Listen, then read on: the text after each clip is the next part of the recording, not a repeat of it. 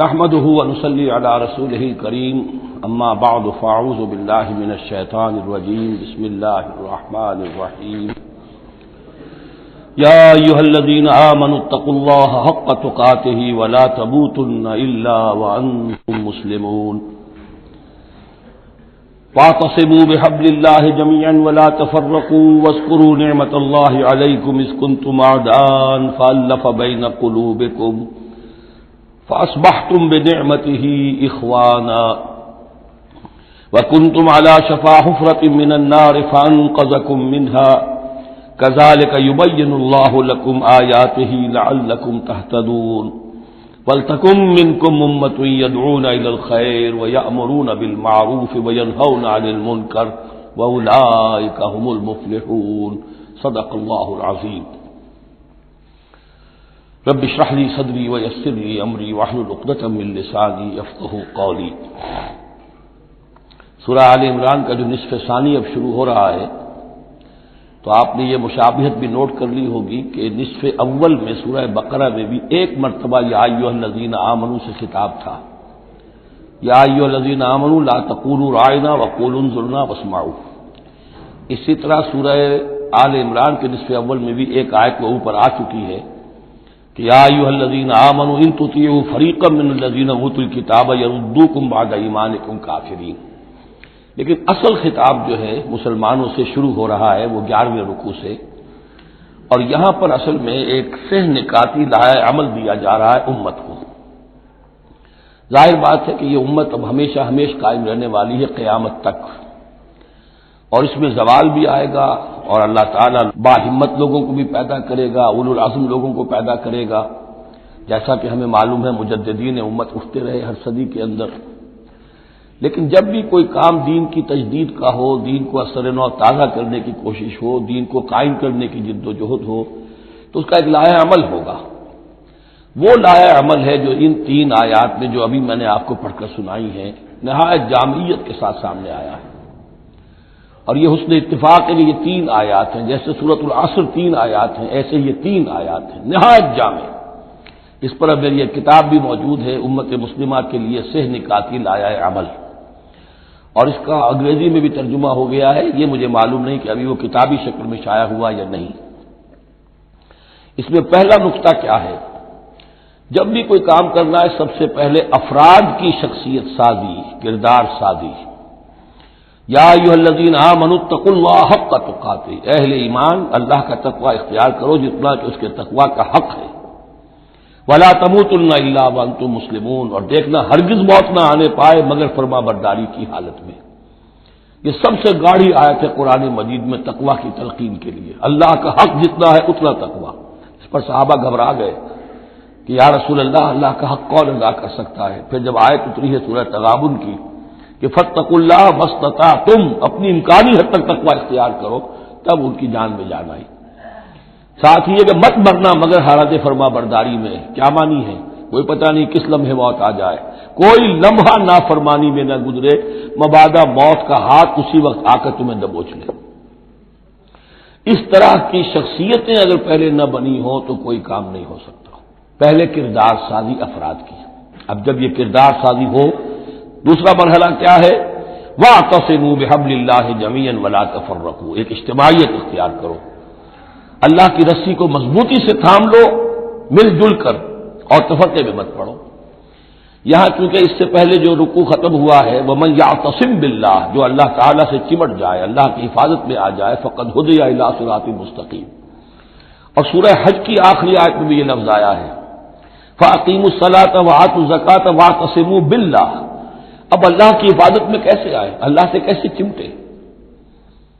اس کے لیے فرمایا وَاعْتَصِمُوا بِحَبْلِ اللَّهِ، اللہ کی رسی سے چمٹ جاؤ، اللہ کی رسی کو مضبوطی سے تھام لو۔ اور یہ اللہ کی رسی کون سی ہے؟ متعدد احادیث کے ذریعے سے واضح ہوتا ہے کہ یہ ہے قرآن۔ ایک طرف ہے انسان میں تقوی، ایک طرف اس میں علم آنا چاہیے، قرآن کا فہم پیدا ہونا چاہیے، قرآن کے نظریات کو سمجھنا چاہیے، قرآن کی حکمت کو سمجھنا چاہیے۔ انسانوں میں اجتماعیت جو ہے وہ جانوروں کے گلوں کی طرح نہیں ہو سکتی کہ بھیڑ بکریوں کا ایک بڑا ریوڑ ہے اور ایک چرواہا جو ہے وہ لکڑی لے کر ان کو سب کو ایک ڈسپلن میں لیے ہوئے ہے۔ انسانوں کو جمع کرنا ہے تو ان کے ذہن ایک بنانے ہوں گے، ان کی سوچ ایک بنانی ہوگی. یہ حیوان عاقل ہیں، یہ باشعور لوگ ہیں، ان کی سوچ ایک ہو، نظریات ایک ہو، مقاصد ایک ہو، ہم آہنگی ہو، نقطۂ نظر ایک ہو، تبھی تو یہ جمع ہوں گے. اس کے لیے وہ چیز چاہیے جو ان میں یکرنگی خیال، یکرنگی نظر، یکجہتی مقاصد کی ہم آہنگی پیدا کر دے، اور وہ قرآن ہے. حبل اللہ هو حبل اللہ المتین، حضرت علی سے روایت ہے. حضرت عبداللہ ابن مسعود سے ہے، حضور نے فرمایا القرآن حبل اللہ الممدود من السماء الى الارض، اللہ کی مضبوط رسی ہے جو آسمان اور زمین کے درمیان تنی ہوئی ہے. ایک اور حدیث میں فرمایا فاستبشروا فإن طرفه بأيديكم وطرفه بيد الله، خوشیاں مناؤ، یہ قرآن ایسی شے ہے کہ جس کا ایک سرا تمہارے ہاتھ میں، ایک سرا اللہ کے ہاتھ میں. تو تقرب الی اللہ کا ذریعہ بھی قرآن، اور آپس میں تمہیں جوڑ کر رکھنے کا ذریعہ بھی قرآن. یہی وجہ ہے کہ ہماری ساری یہ تحریک جو ہے میری، اس کا اصل جو منبع ہے، اصل چشمہ ہے، اس کا مبنا ہے، مدار ہے، وہ دعوت رجوع القرآن. پوری زندگی میں نے اپنی الحمدللہ کھپائی ہے اس کام میں، اور اسی کے ذریعے سے انجمن خدام القرآن اور قرآن اکیڈمیز، پھر 1 ایئر کورس. نوجوان جو ہیں، تعلیم یافتہ لوگ ہیں، وہ پی ایچ ڈی بھی کر چکے ہیں، وہ ڈاکٹر بھی بن گئے ہیں، وہ انجینئر بھی ہیں، لیکن دین کی طرف سے جاہل ہیں، قرآن سمجھ نہیں سکتے. وہ آئیں، 1 سال رہیں ہمارے پاس، عربی سیکھیں، قرآن سیکھیں، تاکہ اس پر عمل ہو سکے. یہ قرآن کا جو 1 سالہ کورس ہے وہ اس سال پھر اس اکیڈمی میں شروع ہونے والا ہے. انشاءاللہ فروری کی 16 تاریخ سے اس کا آغاز ہوگا. تو آپ لوگ اسے نوٹ کریں، اور یہ قرآن مجید کے ساتھ آپ کی وابستگی ہوگی تو پھر دین کے سلوک پر آگے چلیں گے.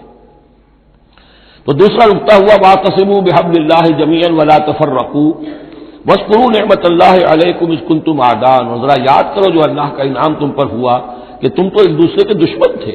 فالف بین قلوبکم، تو اللہ نے تمہارے دلوں کے اندر الفت پیدا کر دی. فاصبحتم بنعمتہ اخوانا، تم اللہ کے فضل و کرم سے بھائی بھائی بن گئے. یہ یہاں گویا کہ اولین مخاطب یہاں انصار ہیں. ان کے جو 2 قبیلے تھے اوس اور خزرج، وہ آپس میں لڑتے آ رہے تھے 100 برس سے، خاندانی دشمنیاں چلی آ رہی تھی، قتل کے بعد قتل، ادھر کا قتل ادھر کا قتل. لیکن اب جب یہ ایمان آیا، اللہ کی کتاب آ گئی، محمد رسول اللہ آ گئے، تو اب وہ شیر و شکر ہو گئے، ان کے جھگڑے ختم ہو گئے. اس طرح پورے عرب کے اندر غارت گری ہوتی تھی، اسے دارالامن بنا دیا. وَكُنْتُمْ عَلَىٰ شَفَا حُفْرَةٍ مِّنَ النَّارِ، اور تم تو آگ کے ایک گڑھے کے کنارے تک پہنچ گئے تھے، بس اس میں گرنے والے تھے. فَأَنْقَذَكُم مِّنْهَا، تو اللہ نے اس سے تمہیں نکال لیا اور بچا لیا.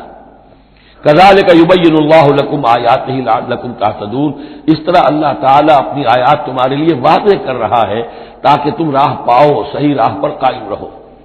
یہ 2 نقطے ہو گئے.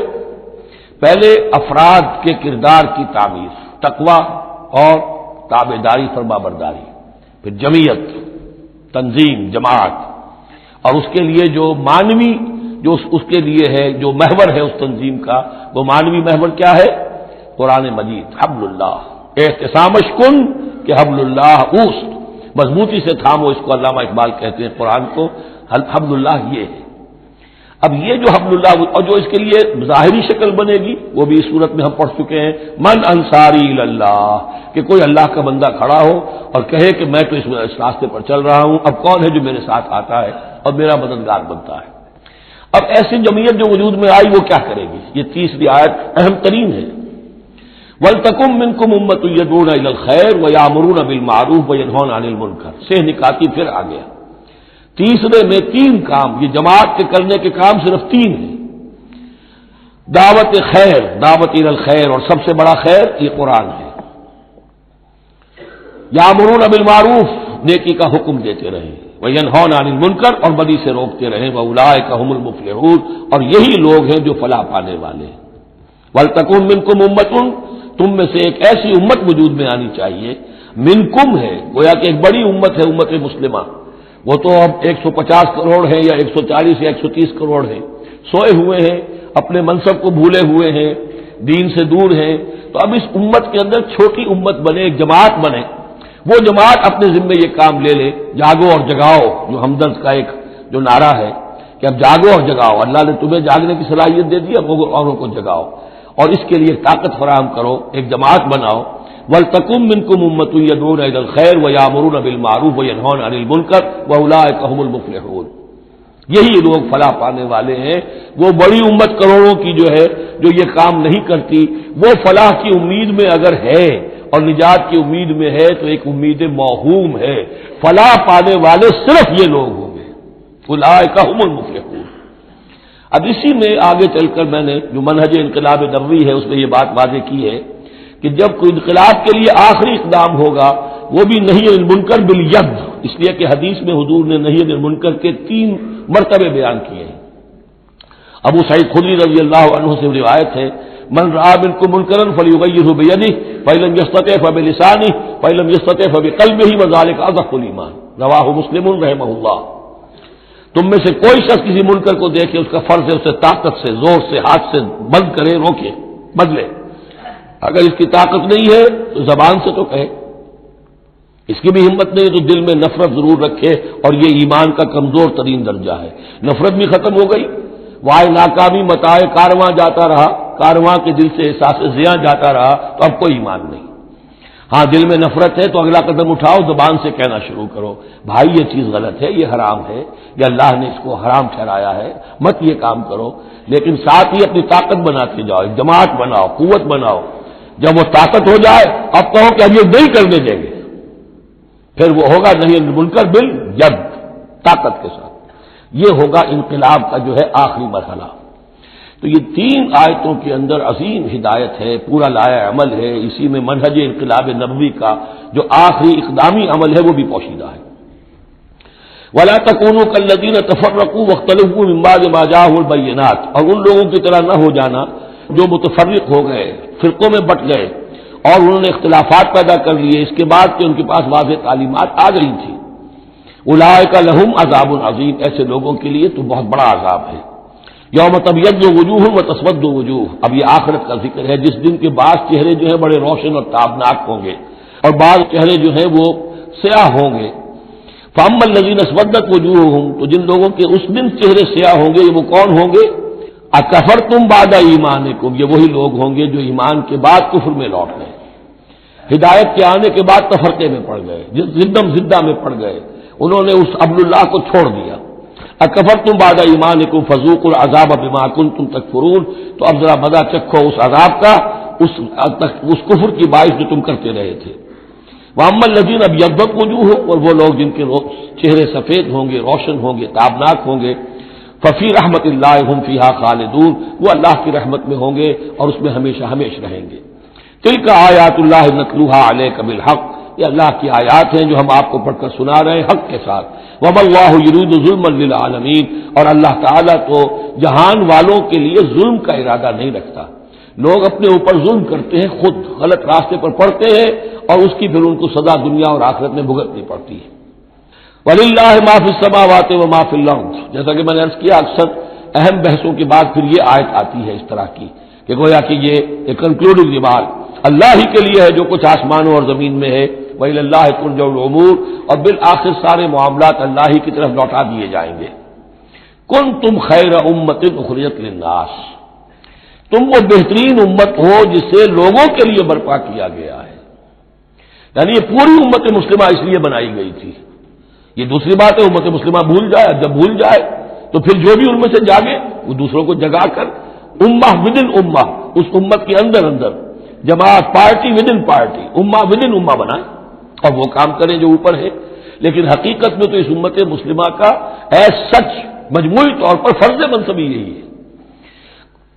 کنتم خیر امت، دیکھیے یہ اس آیت کو رکھیے اب سورہ بقرہ میں جو آیت تھی، وَكَذَلِكَ جَعَلْنَاكُمْ أُمَّةً وَسَطًا لِتَكُونُوا شُهَدَاءَ عَلَى النَّاسِ وَيَكُونَ الرَّسُولُ عَلَيْكُمْ شَهِيدًا، اسی کے ہم وزن یہ آیت ہے سورہ آل عمران کی، کنتم خیر امت اخرجت للناس، تم بہترین امت ہو جسے لوگوں کے لیے نکالا گیا ہے۔ دنیا کی اور قومیں اپنے لیے زندہ رہتی ہیں، اپنی ترقی، اپنی بہتری، اپنی بہبود، اپنی دنیا میں عزت، اپنے دائرے کو بڑھانا، لیکن مسلمان کو جینا ہے، ہم تو جیتے ہیں کہ دنیا میں تیرا نام رہے، کہیں ممکن ہے کہ ساقی نہ رہے، جام رہے، زیادہ سے زیادہ لوگوں کو ہدایت کی طرف بلانا، لوگوں کو جہنم کی آگ سے بچانے کی کوشش کرنا۔ تمہیں جینا ہے ان کے لیے، وہ جیتے ہیں اپنے لیے۔ کنتم خیر امت اخرجت للناس، تمہیں نکالا گیا ہے، برپا کیا گیا ہے لوگوں کے لیے، تامرون بالمعروف، تم حکم کرتے ہو نیکی کا، وتنہون عن المنکر، اور تم روکتے ہو بدی سے، وتؤمنون باللہ، اور تم ایمان رکھتے ہو اللہ پر۔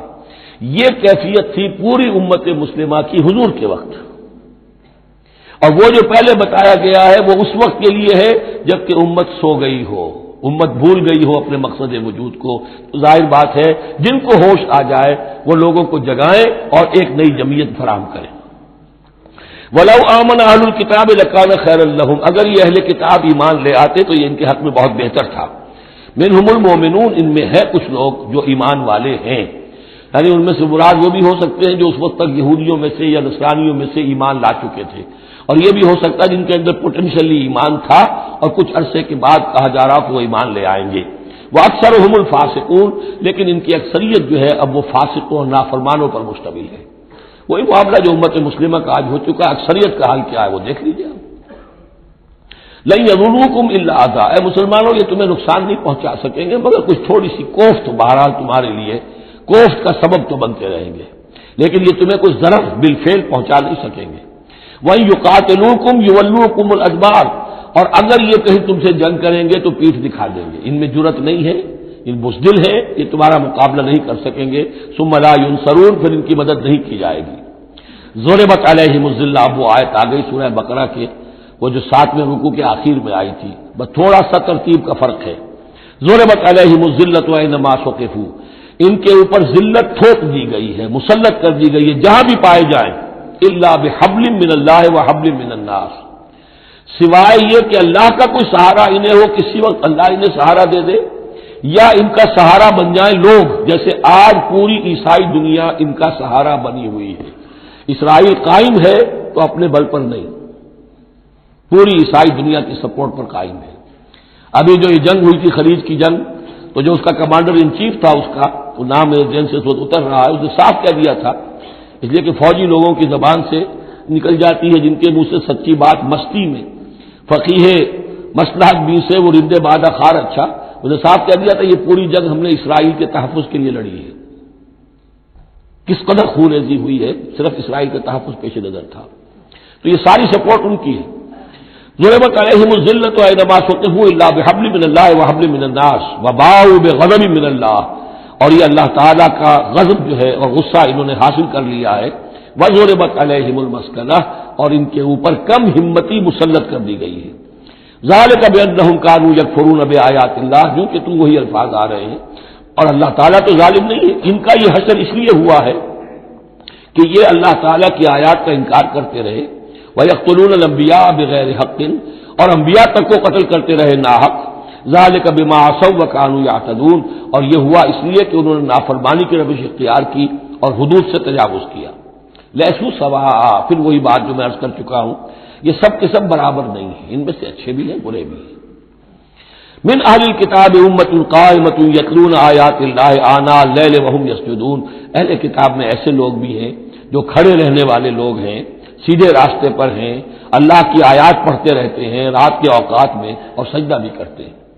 خاص طور پر چونکہ یہاں اہل کتاب کا لفظ آ رہا ہے، جو عیسائی راہب تھے حضور کے زمانے میں، ان پہ کثیر تعداد جو ہے وہ اس کردار کی حامل تھی۔ انہی میں سے ایک بحیرہ راہب تھا جس نے بچپن میں حضور کو پہچان لیا تھا، تو ان میں ایسے لوگ موجود تھے۔ یقیناً کوئی چھپے ہوئے ہوں گے یہود میں بھی، لیکن اکثر و بیشتر یہود میں سے یہ کردار ختم ہو چکا تھا، بہت ہی چند لوگ، لیکن عیسائیوں میں بکثرت موجود تھے۔ لیسوا سواء من اہل الکتاب امۃ قائمۃ یتلون آیات اللہ آناء اللیل وهم یسجدون یؤمنون باللہ والیوم الآخر، وہ ایمان رکھتے ہیں اللہ پر اور یوم آخر پر، وَيَأْمُرُونَ بِالْمَعْرُوفِ وَيَنْهَوْنَ عَنِ الْمُنكَرِ، نیکی کا حکم دیتے ہیں بدی سے روکتے ہیں، وَيُسَارِعُونَ فِي الْخَيْرَاتِ، اور نیکیوں میں ایک دوسرے سے آگے نکلنے کی کوشش کرتے ہیں، وَأُولَٰئِكَ مِنَ الصَّالِحِينَ، اور یقیناً یہ صالحین میں سے ہیں، وَمَا يَفْعَلُوا مِنْ خَيْرٍ فَلَنْ يُكْفَرُوهُ، جو خیر بھی یہ کریں گے تو اس کی ناقدری نہیں کی جائے گی۔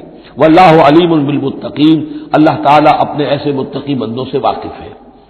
ان الذين كفروا لن تغني عنهم اموالهم ولا اولادهم من الله شيئا، اس کے برعکس جو لوگ کفر پر اڑ جائیں گے ان کے کام نہیں آ سکیں گے، نہ ان کے اموال نہ ان کی اولاد اللہ سے بچانے میں کچھ بھی۔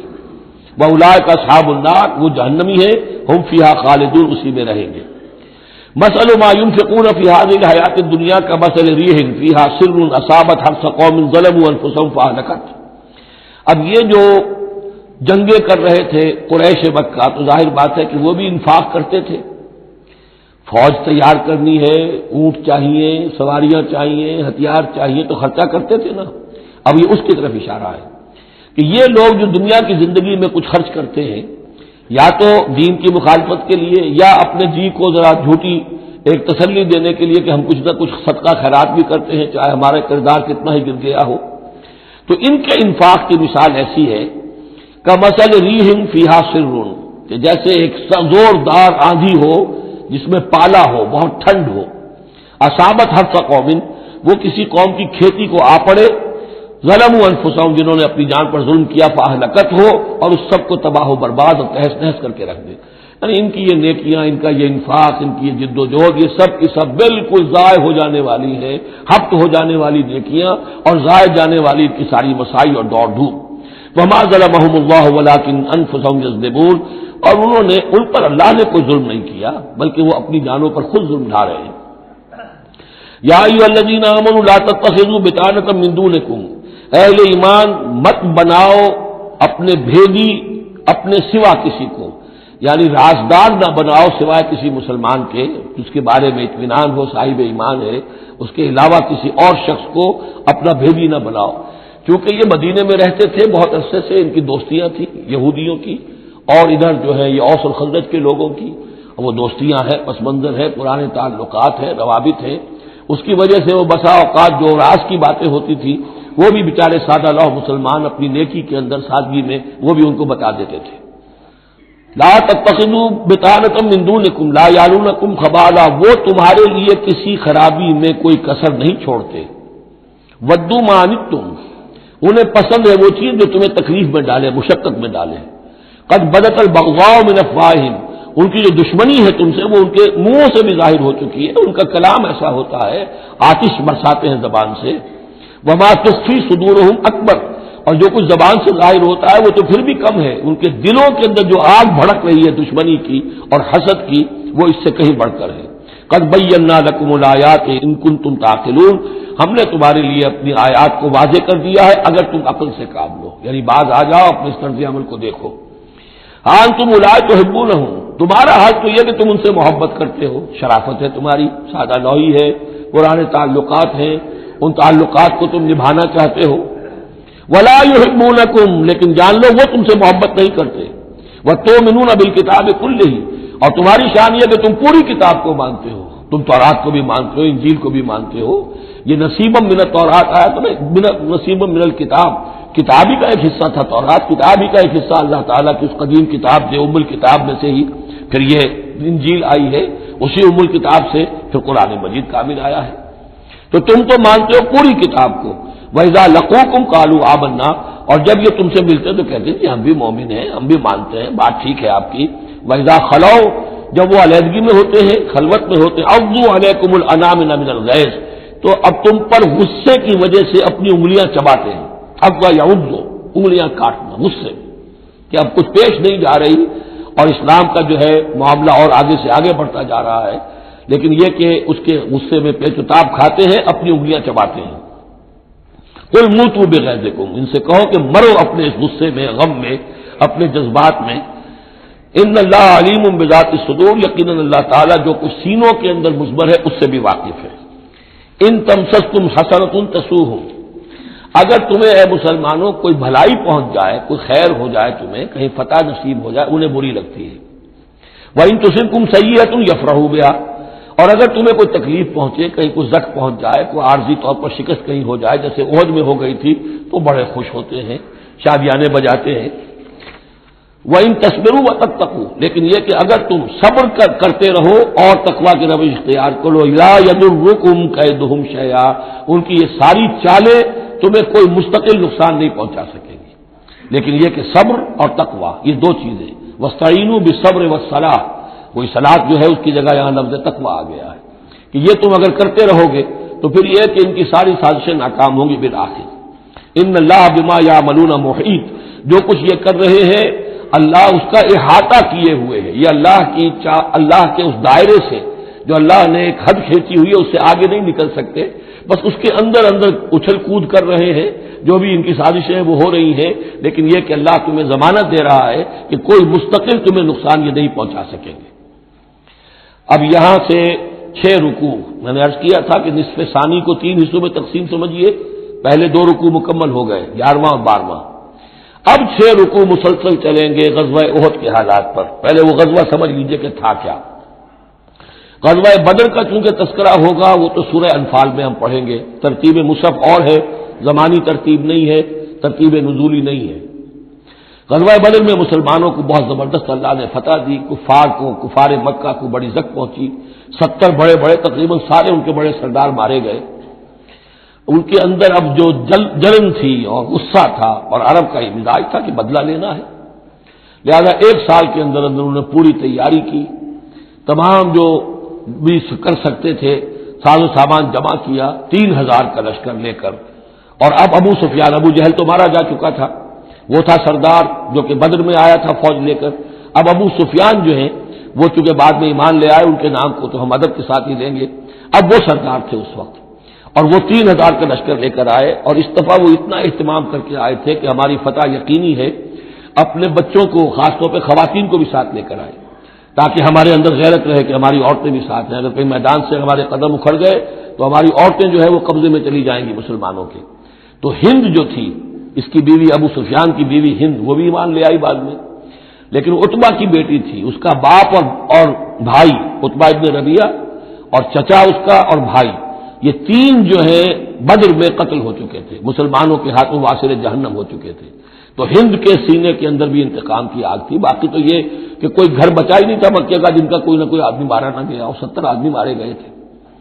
اب یہ جب لوگ آئے ہیں تو ادھر حضور نے مشورہ کیا صحابہ سے کہ کیا کرنا چاہیے، لشکر آ گیا 3000 کا۔ کچھ لوگوں نے کہا کہ ٹھیک ہے، کھل کر مقابلہ کریں گے، ڈٹ کر مقابلہ کریں گے، چلیں گے میدان میں۔ حضور کا اپنا رجحان ادھر تھا کہ یہ صورتحال ایسی ہے کہ ہم اگر مدینے میں محصور رہ کر مقابلہ کریں تو بہتر ہے۔ لیکن جو لوگ بدر کے بعد ایمان لائے تھے، ایک تو ان کا جوش و خروش تھا، ان کا ہمیں تو شہادت چاہیے، ہمیں آخر اس موت سے کیا ڈر ہے، شہادت ہے مطلوب و مقصود مومن، نہ مال غنیمت نہ کشور کشائی۔ تو حضور نے ان کا لحاظ کرتے ہوئے آپ نے فیصلہ کر دیا ٹھیک ہے ہم میدان میں جائیں گے، کھل کر مقابلہ کریں گے۔ اس پر جب وہ مقابلے میں پہنچ گئے ہیں، آپ لے کر گئے تھے 1000 آدمی باہر، جب آمنا سامنا ہوا ہے تو وہاں عبداللہ ابن ابی یہ کہہ کر اپنے 300 آدمیوں کو لے کے واپس آ گیا۔ اتفاقاً اس کی رائے بھی یہ تھی کہ کھلے میدان میں جنگ مت کرو، بلکہ یہ کہ محصور ہو کر، جو حضور کی رائے تھی وہی اس کی بھی تھی اس وقت۔ لیکن اس وقت وہ یہ کہہ کر کہ جب ہماری بات نہیں مانی جاتی تو ہم خام کیوں اپنی جانیں جو ہے جوکھوں میں ڈالیں، وہ 300 آدمی لے گیا تو رہ گئے صرف 700۔ ان 700 میں سے بھی 2 گھرانے ایسے تھے، بنو حارثہ بنو سلمہ، ان کے قدم بھی تھوڑی دیر کے لیے ڈگمگائے، لیکن پھر ان کو اللہ تعالیٰ نے حوصلہ دیا اور وہ جم گئے، وہ 300 چلے گئے۔ اس کے بعد اللہ نے وعدہ کیا ہوا تھا مدد کا، جنگ ہوئی، مدد آئی اور اللہ نے فتح دے دی، لیکن وہ ایک ڈرا تھا مسلمانوں کی پشت پر پہاڑ میں۔ حضور کو اندیشہ تھا کہ ایسا نہ ہو کہ وہاں سے ہم پر حملہ ہو جائے تو 2 طرف سے ہم چکی کے پاٹ کے درمیان، 2 پاٹوں کے درمیان آ جائیں۔ وہاں 50 تیر انداز آپ نے مقرر کر دیے تھے کہ یہاں سے مت ہلنا، چاہے تم یہ دیکھو کہ ہم سب مارے گئے اور ہمارے گوشت جو ہے وہ کوے اور چیلیں کھا رہے ہیں، تب بھی تم نے نہیں ہلنا یہاں سے۔ لیکن جب مسلمانوں کو فتح ہو گئی وہاں اختلاف ہو گیا کہ حضور نے جو فرمایا تھا وہ شکست کے سلسلے میں تھا، اب تو فتح ہو گئی ہے، چلو اب چل کے مال غنیمت جمع کرنے میں باقی تم لوگوں کا ساتھ دو۔ جو وہاں کے لوکل کمانڈر تھے وہ منع کرتے رہے کہ ہرگز مت ہلو، حضور کا حکم یاد رکھو۔ وہ تعویل کر چکے تھے حضرت حضور کے حکم کی۔ 35 چلے گئے، 15 رہ گئے۔ خالد ابن ولید اس وقت جو تھے، کیولری جو تھی، جو گھڑ سوار تھے ان کے جو ہے وہ کمانڈر خالد ابن ولید تھے، ایمان نہیں لائے تھے ابھی۔ ان کی عقابی نگاہ نے دیکھ لیا کہ وہ درا خالی ہے، تو ادھر تو شکست ہو رہی ہے، وہ اپنا 100 گھوڑوں کا جتنا بھی گھوڑے تھے ان کا لے کر پورا کا پورا رسالہ، اور وہ پیچھے سے آ کر حملہ کیا اور وہ فتح شکست میں بدل گئی۔ 70 صحابہ شہید ہو گئے، حضور بھی زخمی ہو گئے، دندان مبارک شہید ہوئے، خون اتنا گیا کہ یہ بھی مشہور ہو گیا کیونکہ بے ہوشی طاری ہو گئی تھی کہ حضور کا انتقال ہو گیا ہے۔ لیکن پھر یہ ہے کہ ہمت کر کے لوگوں جمع ہوئے، حضور نے لوگوں کو پکارا، پھر آپ نے یہ فیصلہ کیا کہ پہاڑ پر چڑھ کر اور وہاں پر اس وقت بچاؤ کر لیا جائے، تو تمام مسلمان پہاڑ پر چڑھ گئے۔ اب موقع یہ تھا ان کے لیے ابو سفیان اور دوسری طرف جو یہ ان کے ساتھی جو کیولری کے سردار تھے خالد بن ولید، ان میں اختلاف ہو گیا۔ خالد بن ولید کا کہنا یہ تھا کہ ان کا پیچھا کرو اور ختم کر کے ہی چلو، یہاں سے پہاڑ پر چڑھو۔ ابو سفیان نے کہا نہیں، یہ بہت خطرے کی بات ہے، وہ اونچائی پر ہے، اوپر سے پتھر پھینکیں گے اور ہمارے گھوڑوں کا بھی نقصان ہوگا، ہمارا بھی ہوگا، اب ہم نے بدر کا بدلہ لے لیا ہے، اب ہم چلتے ہیں۔ وہ وہاں سے چلے گئے۔ بہرحال یہ ہے پورا سلسلہ کہ جس کے اب واقعات اس میں آئیں گے، تو ایک سکیچ میں نے آپ کے سامنے رکھ دیا ہے۔ وَإِذْ غَدَوْتَ مِنْ أَهْلِكَ تُبَوِّئُ الْمُؤْمِنِينَ مَقَاعِدَ لِلْقِتَالِ، اور یاد کریے اے نبی صلی اللہ علیہ وسلم، جبکہ آپ صبح کو اپنے گھر سے نکلے تھے، حضرت عائشہ صدیقہ کے حجرے سے آپ برآمد ہوئے تھے، تُبَوِّئُ الْمُؤْمِنِينَ، اور آپ لوگوں کو مقاعد للقتال، آپ لوگوں کو ان کے مورچوں میں بٹھا رہے تھے، یعنی آپ جب صف بندی کر رہے تھے وہاں اور مورچے معین کر رہے تھے۔ واللہ سمیع علیم، اللہ سب کچھ سننے والا اور جاننے والا ہے۔ اذ ہمت طائفتان منکم ان تفشلا، جبکہ دو گروہ تم میں سے ایسے تھے اے مسلمانوں کہ وہ کچھ کمزوری انہوں نے دکھائی، نامردی کا مظاہرہ کیا، ان کے پاؤں لڑکھڑائے۔ واللہ ولیہما، حالانکہ اللہ تعالیٰ ان کا پشت پناہ تھا۔ وعلی اللہ فلیتوکل المؤمنون، اور اللہ تعالیٰ پر ہی توکل کرنا چاہیے اہل ایمان کو۔ جیسا کہ میں نے عرض کیا، یہ بنو حارثہ بنو سلمہ انصار کے دو گھرانے تھے، عارضی سی ان کے اندر کمزوری آئی، بر بنائے تب بشری، لیکن پھر وہ جم گئے۔ لیکن ان کی جو ہے ذکر قرآن میں کر دیا گیا، اور وہ اس پر فخر کرتے تھے کہ ہم وہ لوگ ہیں کہ جن کا ذکر اللہ نے قرآن میں کیا ہے، واللہ ولیہما، کیونکہ پھر وہ عارضی سی جو ان پر آئی تھی کمزوری، وہ رفع ہو گئی۔ اور آپ غور کریں گے کہ وہ جو بدبخت تھے 300 جو چلے گئے عین میدان جنگ سے، ان کا ذکر بھی اللہ نہیں کر رہا ہے یہاں پر، گویا کہ وہ اس لائق بھی نہیں ہے کہ ان کا ذکر کیا جائے۔ انڈائریکٹلی اس کا ذکر آخر میں آئے گا، ورنہ شروع میں نہیں۔ وَلَقَدْ نَصَرَكُمُ اللَّهُ بِبَدْرٍ وَأَنْتُمْ أَذِلَّةٌ، مسلمانوں یاد کرو اللہ نے تمہاری مدد کی تھی بدر میں جبکہ تم بہت کمزور تھے۔ کل 8 تلواریں، 313 کے سوا سب کے پاس تلواریں نہیں تھی، 8 تلواریں کل۔ 100 گھوڑے کا رسالہ لے کر آئے تھے بدر میں بھی، ادھر 2 گھوڑے تھے صرف، ادھر 700 اونٹ تھے، ادھر 70 اونٹ تھے۔ یہ کوئی 313 کے مقابلے میں 1000، اللہ نے تمہاری مدد کی تھی۔ وَلَقَدْ نَصَرَكُمُ اللَّهُ بِبَدْرٍ وَأَنْتُمْ أَذِلَّةٌ، تم بہت کمزور تھے اس وقت۔ فَاتَّقُوا اللَّهَ لَعَلَّكُمْ تَشْكُرُونَ، تو اللہ کا تقوی اختیار کرو تاکہ اللہ کا صحیح معنی میں شکر ادا کر سکو۔ اس تقول للمؤمنین، اے نبی جبکہ آپ کہہ رہے تھے اہل ایمان سے، أَلَنْ يَكْفِيَكُمْ، کیا تمہارے لیے یہ کافی نہیں ہے، أَنْ يُمِدَّكُمْ رَبُّكُمْ بِثَلَاثَةِ آلَافٍ مِنَ الْمَلَائِكَةِ مُنزَلِينَ، کہ اللہ تعالیٰ تمہاری مدد کرے 3000 فرشتوں سے کہ جو آئیں اترنے والے ہیں آسمان سے، یعنی 3000 کا لشکر آیا ہے۔ تو اے مسلمانوں میں تمہیں خوشخبری دیتا ہوں، اللہ تعالیٰ 3000 فرشتے تمہاری مدد کو بھیجے گا۔ بلا، حضور نے اللہ تعالیٰ کی طرف سے آ رہا، یہ بات تو حضور نے فرمائی تھی، اللہ تعالیٰ نے حضور کی اس دعا، گویا کہ دعا کہہ لیجئے یا جو بھی آپ نے پیشن گوئی کی، ایک طرح کا استدعا بھی ہو سکتی تھی کہ اللہ سے اس طریقے سے آپ یہ استدعا کر رہے ہوں، تو فوراً اس کی منظوری کا اعلان ہو گیا، بلا کیوں نہیں۔ ان تصبروا وتتقوا، مسلمانوں اگر تم صبر کرو گے اور تقوی کی روش پر رہو گے، وَيَأْتُوكُم مِّن فَوْرِهِمْ هَٰذَا، اور اگر وہ فوری طور پر تم پر حملہ آور ہو جائے دشمن، يُمْدِدْكُمْ رَبُّكُمْ بِخَمْسَةِ آلَافٍ، تو اللہ تو تمہاری مدد کرے گا تمہارا پروردگار 3000 نہیں 5000 فرشتوں کے ذریعے سے، مصوبین جو نشان زدہ گھوڑوں کے اوپر آئیں گے۔ لیکن اس کے ساتھ دیکھیے وَمَا جَعَلَهُ اللَّهُ إِلَّا بُشْرَىٰ لَكُمْ، لیکن یہ سب بھی اللہ تعالیٰ کی طرف سے ایک بشارت کے طور پر تمہیں بتا دیا گیا، وَلِتَطْمَئِنَّ قُلُوبُكُمْ بِهِ، اور تاکہ تمہارے دل مطمئن ہو جائیں، وَمَا النَّصْرُ إِلَّا مِنْ عِنْدِ اللَّهِ، مدد تو ہوتی ہی اللہ کی طرف سے ہے، فرشتوں کا بھیجنا بھی ضروری نہیں ہے، اللہ فرشتوں کو بھیجے بغیر مدد کر سکتا ہے، کن فیکون کی شان رکھتا ہے، لیکن تمہاری طبع بشری کے حوالے سے تمہیں یہ خبر دی گئی ہے کہ 3000 کی اگر دشمن سامنے ہے تو تمہیں 3 نہیں 5000، اگر وہ فوری طور پر آگے حملہ آور ہو گئے تو 5000 تمہیں فرشتے بھیج دیں گے۔ لِيَقْطَعَ طَرَفًا مِّنَ الَّذِينَ كَفَرُوا، یہ اللہ تعالیٰ چاہتا ہے کہ یہ کافروں کا ایک بازو کاٹ دے، اور یکبتہم، یا ان کو ذلیل کر دے، فَيَنْقَلِبُوا خَائِبِينَ، تاکہ پھر وہ لوٹ جائیں بہت ہی خائب و خاسر ہو کر، ناکام ہو کر۔ اب یہ گفتگو ذہن میں رکھیے، ترتیب جو ہے وہ نہیں ہے، پہلے جو ذکر ہو رہا ہے وہ تو آپ میدان جنگ میں پہنچ چکے تھے، اور یہ ذکر ہو رہا ہے اس سے پہلے کا، جب خبریں پہنچی ہوں گی کہ 3000 کا لشکر آ رہا ہے، اس وقت جو گفتگو ہوئی ہے۔ اب اس جنگ کے دوران جو بھی کچھ مسلمانوں سے خطائیں ہوئیں، غلطیاں ہوئیں، ان کی طرف بھی اشارہ ہے۔ اس میں بعض ایک معاملہ ایسا بھی ہوا جو حضور سے بھی خطا کا ایک معاملہ ہوا، اس کے اوپر بھی گرفت ہے، بلکہ سب سے پہلے حضور والے معاملے کو لیا جا رہا ہے۔ جب آپ زخمی ہو گئے شدید اور آپ پر بے ہوشی بھی طاری ہوئی، پھر جب ہوش میں آیا تو آپ کی زبان پر یہ الفاظ آ گئے، کیف یہدی اللہ قوما خضبوا وجہ نبیہم بالدم، اللہ اس قوم کو کیسے ہدایت دے گا جس نے اپنے نبی کے چہرے کو خون سے رنگ دیا، کیونکہ تلوار کا وار پڑا تھا آپ کی یہ چیک جو ہے، چیک بون پر، یہ جو ہڈی ہے چہرے کی، اور اس سے دو آپ کے دانت بھی شہید ہو گئے تھے، اور یہ کہ فوارہ خون کا چھوٹا تھا، اور اس فوارے سے ظاہر بات ہے آپ کا پورا چہرہ لہو لہان، پورا جسم، اور خون اتنا گیا کہ آپ پر بے ہوشی طاری ہو گئی۔ کیف یہدی اللہ قوما، اللہ کیسے ہدایت دے گا اس قوم کو، خضبوا جنہوں نے رنگ دیا، وجہ نبیہم اپنے نبی کے چہرے کو بالدم خون سے، اس پر گرفت ہو رہی ہے۔ لیس لک من الامر شیء، اے نبی آپ کا کوئی اختیار نہیں ہے، آپ کا کام ہے دعوت دینا، تبلیغ کرنا، لوگوں کی ہدایت و ضلالت کا فیصلہ ہم کرتے ہیں، آپ نہیں کرتے۔ اور دیکھیے اللہ نے کیا شان دکھائی، جس شخص کی وجہ سے یہ سب کچھ ہوا ہے، خالد ابن ولید، حضور ہی کے زبان مبارک سے اسے خطاب دلوایا، خالد سیف من سیوف اللہ، خالد اللہ کی تلواروں میں سے تلوار ہے۔ حالانکہ یہ ساری زخم جو پہنچی ہے وہ حضرت خالد ابن ولید اس وقت تک جو وہ کفر کے سرداروں میں سے تھے وہ آئے تھے۔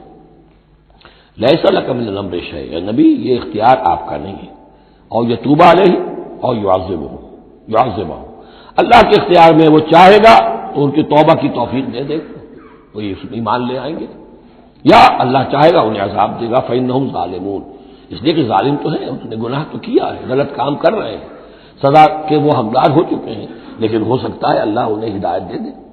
اب دیکھیے یہ وقت وقت کی بات ہوتی ہے، چند سال پہلے طائف میں وہ دعا جو ہے آپ سے کہا گیا، فرشتہ آیا کہ اے نبی جنہوں نے آپ پر پتھراؤ کیا ہے اور آپ کی توہین و تذلیل کی ہے، یہ ملک الجبال جو ہے کہتا ہے کہ میں حاضر ہوں، مجھے اللہ نے بھیجا ہے، آپ فرمائیں تو ان دونوں پہاڑوں کو ٹکرا دوں جن کے مابین یہ وادی کے اندر یہ شہر طائف آباد ہے، تاکہ یہ سب پس جائیں، سرما ہو۔ آپ نے فرمایا نہیں، کیا عجب کہ اللہ تعالیٰ ان کی آئندہ نسلوں کو ہدایت دے دے۔ لیکن اب یہ مرحلہ کچھ ایسا تھا کہ زبان مبارک سے وہ جملہ نکل گیا۔ یہ بھی ہو سکتا ہے کچھ چونکہ بے ہوشی سے ایک دم اٹھے ہیں تو اس وقت شاید پوری طریقے سے آپ پوری طرح اپنے حواس جو ہے ابھی بحال نہیں ہوئے تھے اور یہ الفاظ نکل گئے۔ لیکن اللہ تعالیٰ کا معاملہ یہ الرب رب وان تنزل والعبد عبد وان ترقى، بندہ بندہ ہی رہتا ہے چاہے کتنا ہی بلند ہو جائے، اور رب رب ہی ہے چاہے کتنا ہی نزول فرما لے۔ اب تو وہ وقت ہے نا، رات کا پچھلا پہر شروع ہو رہا ہے نا، اللہ تعالیٰ سمائے دنیا تک نازل ہوں گے، اور شب معراج میں حضور 7ویں آسمان پر چلے گئے۔ اللہ اس پہلے آسمان پر آ کر بھی رب ہے، اور حضور اس 7ویں آسمان پر پہنچ کر بھی بندے ہیں۔ الرب رب وان تنزل والعبد عبد وان ترقى وللہ ما فی السماوات وما فی الارض، اللہ ہی کے لیے ہے جو کچھ کہ ہے آسمانوں اور زمین میں، یغفر لمن یشاء ویعذب من یشاء، وہ جس کو چاہتا ہے بخش دیتا ہے، جس کو چاہتا ہے عذاب دیتا ہے۔ واللہ غفور الرحیم، اللہ غفور الرحیم ہے۔ یا ایھا الذین آمنوا لا تاکلوا الربا اضعافا مضاعفہ، اہل ایمان سود مت کھاؤ دوگنے پر دگنا۔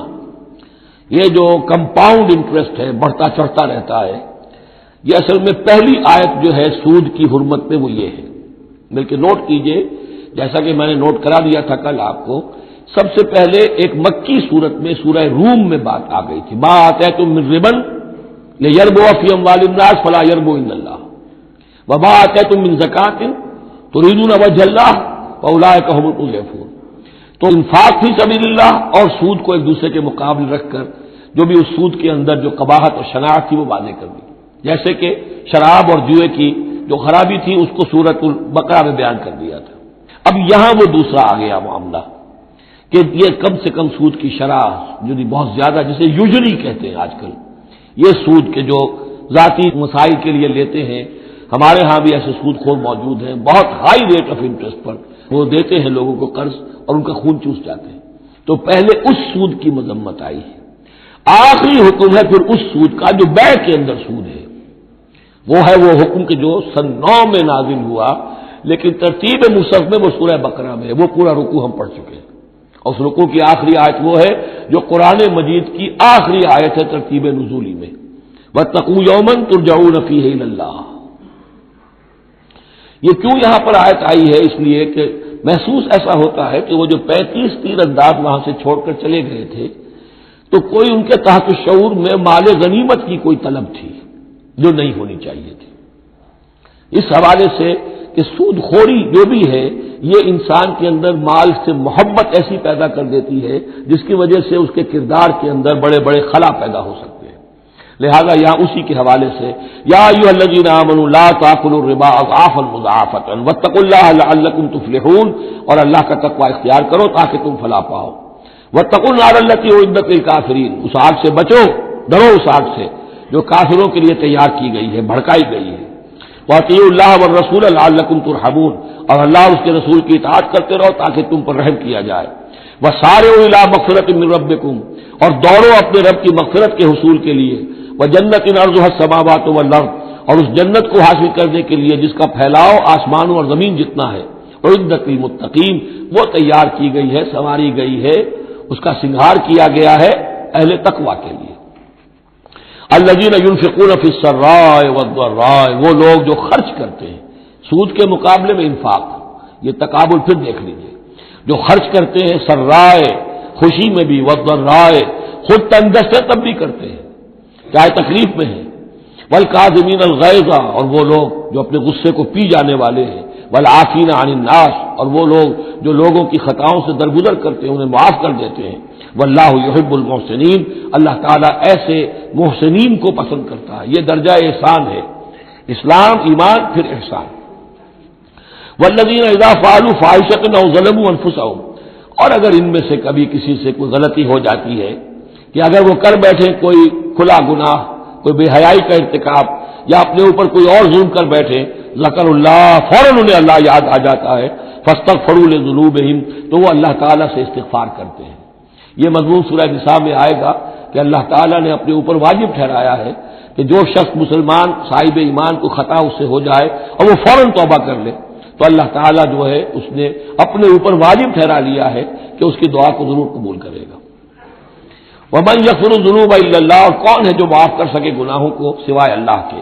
وَلَمْ يُصِرُّوا عَلَىٰ مَا فَعَلُوا، اور وہ اپنے اس غلط فعل پر اصرار نہیں کرتے، یعنی یہ کہ کرتے چلے جا رہے کرتے چلے جا رہے کرتے چلے جا، موت آ گئی تو اب توبہ کریں گے، تب توبہ نہیں ہے. ایک خطا ہو گئی، جذبات میں ہو گئی، بھول میں ہو گئی، فوراً ہوش آیا، فوراً جو ہے گڑ گڑائے، فوراً توبہ کی، عزم مصمم کیا اللہ دوبارہ نہیں کروں گا، پوری پشیمانی کے ساتھ اللہ کی جناب میں اپنے پورے صمیم قلب کے ساتھ توبہ کی، اللہ اس توبہ کی قبول کرنے کی ضمانت دیتا ہے. اولئک جزاؤہم مغفرۃ من ربہم، یہ وہ لوگ ہیں کہ جن کا بدلہ ہے ان کے رب کی طرف سے مغفرت. وجنات تجری من تحتها الانہار خالدین فیہا، اور وہ باغات کے جن کے نیچے یا جن کے دامن میں ندیاں بہتی ہوں گی اور وہ اس میں ہمیشہ ہمیشہ رہیں گے. ونعم اجر العاملین، اور بہت ہی اچھا بدلہ ہے عمل کرنے والوں کے لیے. قد خلت من قبلکم سنن فسیروا فی الارض، تم سے پہلے بھی بہت سی قومیں، بہت سے حالات اور واقعات گزر چکے ہیں. فسیروا فی الارض، تو زمین میں گھومو پھرو. فانظروا کیف کان عاقبۃ المکذبین، اور دیکھو کہ کیسا انجام ہوا ہے جھٹلانے والوں کا. جب ان کے قریش کے قافلے جاتے تھے وہ شام کی طرف تو راستے میں جو قوم سمود کا مسکن بھی آتا تھا، وہ بستیاں بھی آتی تھیں جن میں کبھی حضرت لوط نے تبلیغ کی تھی، ان کے جو کھنڈرات تھے. تو یاد کرو کہ ان کے ساتھ کیا کچھ ہوا ہے. ھذا بیان للناس وھدی وموعظۃ للمتقین، یہ بیان ہے لوگوں کے لیے، وضاحت ہے لوگوں کے لیے، اور ہدایت ہے اور نصیحت ہے متقین کے حق میں. ولا تہنوا ولا تحزنوا، یہ آج بڑی اہم ہے، اور نہ کمزور پڑو اور نہ غم کھاؤ. وانتم الاعلون ان کنتم مؤمنین، ہمارا پختہ وعدہ تمہارے ساتھ یہ ہے کہ تم ہی سربلند ہوگے، آخری فتح تمہاری ہوگی، تم ہی سب سے اونچے ہوگے بشرطے کہ تم مومن ہوئے. اور اس آیت کا میں حوالہ دیا کرتا ہوں، آج دنیا میں ہم ذلیل ہیں، اعلیٰ تو نہیں ہے، بلند تو نہیں ہے، نتیجہ کیا نکلتا ہے؟ ایمان نہیں ہے ہمارے اندر۔ ایک عقیدہ ہے، موروثی عقیدہ ہے، ایمان، یقین والا ایمان، burning faith, living faith, conviction, وہ کہاں ہے؟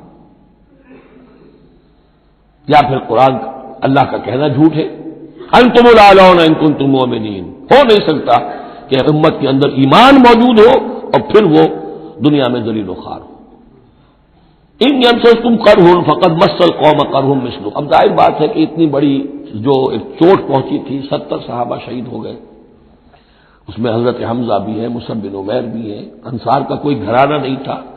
واپس جب آئے ہیں حضور صلی اللہ علیہ وسلم اور مسلمان تو ہر گھر میں کوحرام مچا ہوا۔ اس وقت تک میت پر بیان کرنے کی بھی ممانعت نہیں ہوئی تھی، تو عورتیں جو ہے وہ مرثیے کہہ رہی تھیں، بیان کر رہی تھیں، ماتم کر رہی تھیں۔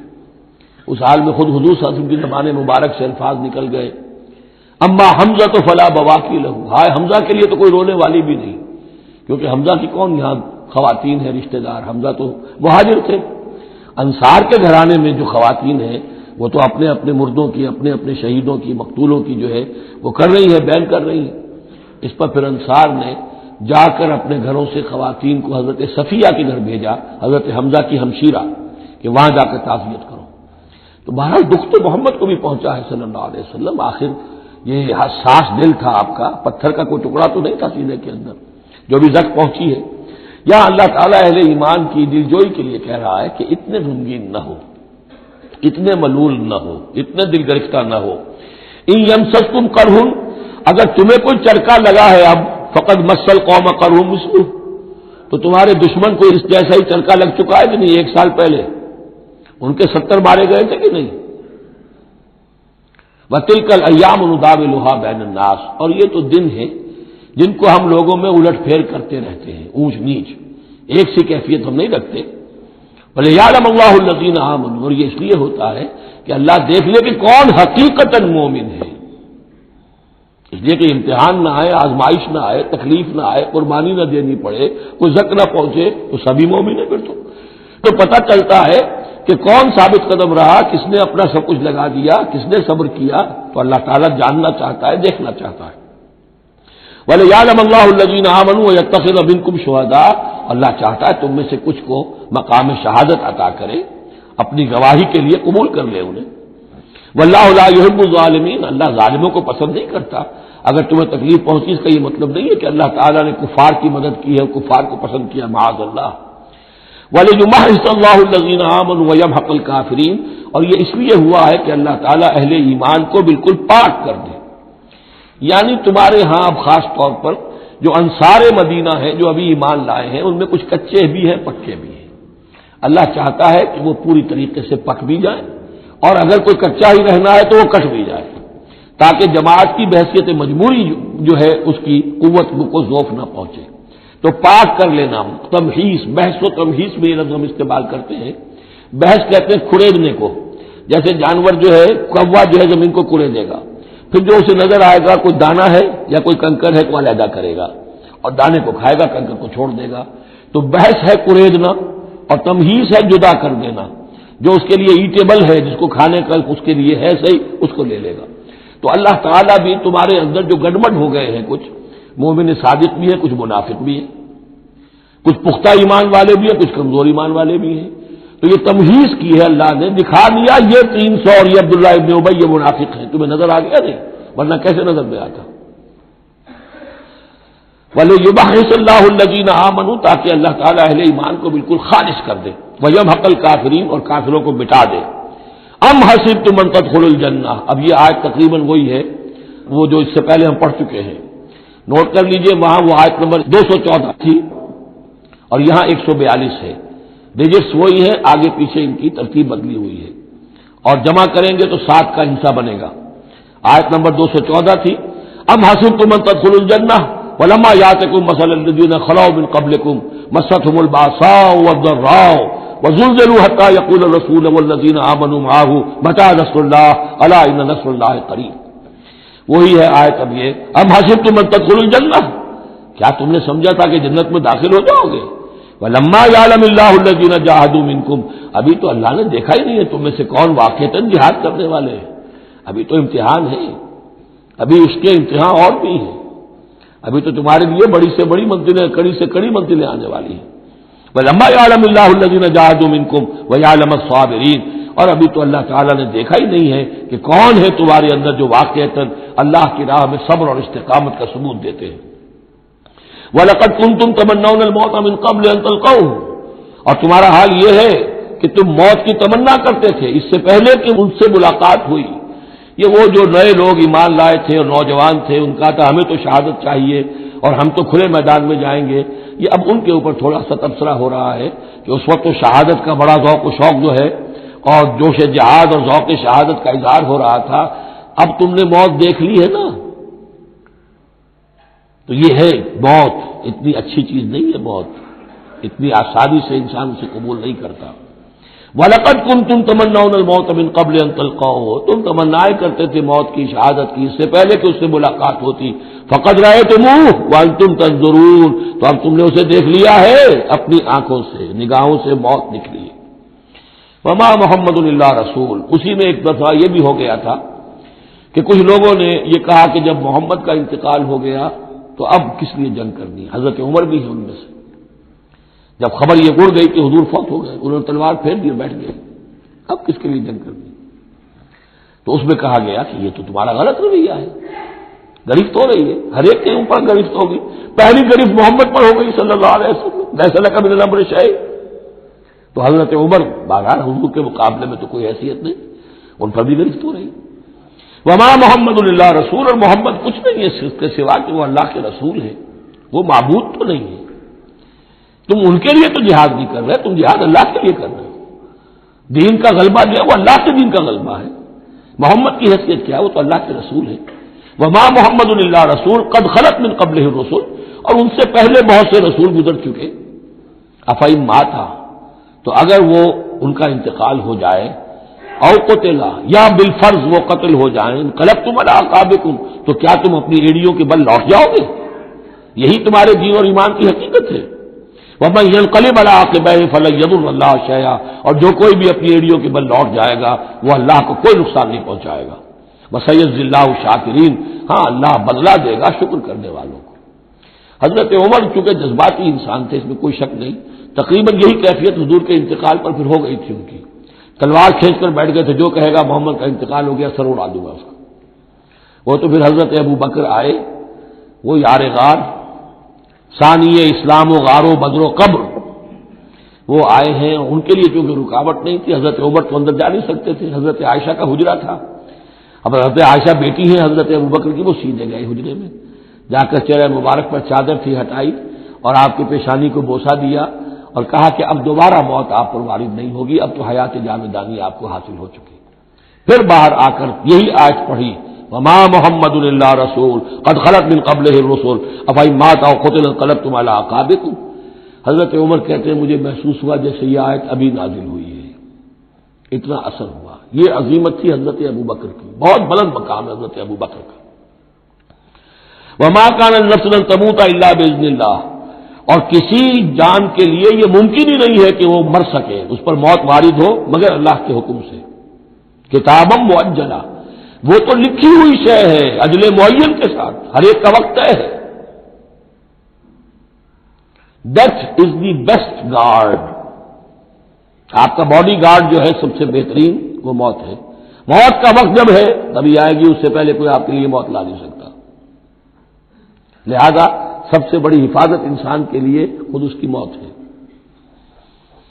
وما كان النفس ان تموت الا باذن الله كتابا مؤجلا ومن يريد ثواب الدنيا نؤته منها، جو کوئی دنیا کا اجر و ثواب چاہتا ہے ہم اسے دیتے ہیں. یہ سورہ بقرہ میں بھی ہم پڑھ چکے تھے حج کے ذکر میں. ومن يريد ثواب الآخرة نؤته منها، اور جو واقعتاً آخرت کا ثواب چاہتا ہے، بدلہ چاہتا ہے، جزا چاہتا ہے اپنے اعمال کی، ہم اس میں سے اس کو دیں گے. وسنجزی الشاکرین، اور شکر کرنے والوں کا کو ہم جزا دیں گے. وَكَأَيٍّ مِّن نَّبِيٍّ قَاتَلَ مَعَهُ رِبِّيُّونَ كَثِيرٌ، اور اے مسلمانوں یہ تمہارے ساتھ جو واقعہ پیش آیا ہے وہ پہلا تو نہیں ہے. کتنے ہی نبی ایسے گزرے ہیں کہ ان کے ساتھ ہو کر ربیون، یہ ربی ربائی جو ان کا یہودیوں کے ہاں آج بھی لفظ چلتا ہے، ربانیون ربائز ربی جو اللہ والے ہیں، اللہ کے ماننے اور چاہنے والے، اللہ کے متوالے، اللہ کے دیوانے. کائین من نبی، کتنے ہی نبی گزرے ہیں، قاتل معہ، ان کے ساتھ ہو کر جنگ کیا، ربیون نے، کثیر اللہ والوں نے، اللہ کے غلاموں نے، اللہ کے عاشقوں نے. فما وہنوا لما اصابہم فی سبیل اللہ، تو اللہ کی راہ میں جو بھی تکلیفیں ان پر آئیں اس میں انہوں نے جی نہیں ہارا. وما ضعفوا، نہ انہوں نے کمزوری دکھائی. وما استکانوا، نہ ہمت ہاری. واللہ یحب الصابرین، اور اللہ تعالیٰ کو ایسے صابروں ہی سے محبت ہے. تو اے مسلمانوں، ان کا کردار اپناؤ اور دل گرفتہ نہ ہو. وما كان قولهم الا ان قالوا ربنا اغفر لنا ذنوبنا واسرافنا في امرنا، اور ان کا تو ہر مرحلے پر یہی قول ہوتا تھا کہ وہ دعا کرتے تھے، اے رب ہمارے بخش دے ہمیں ہمارے گناہ، واسرافنا في امرنا، اور اگر ہم سے اپنے کسی معاملے میں حد سے تجاوز ہو جائے، جیسے کچھ تجاوز ہو گیا بدور سے کہ آپ نے وہ الفاظ فرما دیے کیف یہدی اللہ قوما خذبوا وجہ نبیہم بالدم، یا جیسے حضرت عمر سے ہو گیا کہ تلوار پھینک کر بیٹھ گئے. تو اللہ جو اسراف ہم سے ہو جائے، اسراف ہے کسی حد سے تجاوز کر جانا، جائز حد تک خرچ کرنا ٹھیک ہے، آپ اس میں آگے بڑھ جاتے ہیں وہ اسراف ہے. وہ اسرافنا فی امرنا، بخش دے جو بھی اسراف، جو بھی زیادتی ہم سے ہو گئی. وہ ثبت اقدامنا، اور ہمارے قدموں کو جما دے. وانصرنا علی القوم الکافرین، اور ہماری مدد فرما کافروں کے مقابلے میں. یہی دعا تھی حضرت طالوت کے ساتھیوں کی، یہی دعا تھی جس پر ختم ہوئی وہ دعا کہ جو سورہ بقرہ کے اختتام پر آئی فانصرنا علی الکافرین، وہی دعا یہاں بھی ہے. فآتاہم اللہ ثواب الدنیا وحسن ثواب الآخرہ، تو ان لوگوں کو اللہ تعالیٰ نے عطا فرمایا دنیا کا ثواب بھی، دنیا میں بھی سربلندی دی، فتوحات دی، وحسن ثواب الآخرہ، اور آخرت کے ثواب کا تو بہت ہی عمدہ حصہ ان کے لیے ہے. واللہ یحب المحسنین، اور اللہ تعالیٰ جو ہے ایسے محسنین کو پسند کرتا ہے. یا ایھا الذین آمنوا ان تطیعوا الذین کفروا یردوکم علی اعقابکم، اے اہل ایمان اگر تم ان لوگوں کا کہنا مانو گے جنہوں نے کفر کی روش اختیار کی ہے، وہ تمہیں تمہاری ایڑیوں کے بل واپس لے جائیں گے. فتنقلبوا خاسرین، اور پھر تم بالکل خسارے والے، تباہ اور برباد ہو جانے والے ہو جاؤ گے. بل اللہ مولاکم، تمہیں تو یہ سمجھنا چاہیے تمہارا مولا، مددگار، پشت پناہ، ساتھی، حمایتی اللہ ہے. وہو خیر الناصرین، اور وہی ہے کہ جو سب سے بڑھ کر مدد کرنے والا، سب سے اچھا مددگار ہے.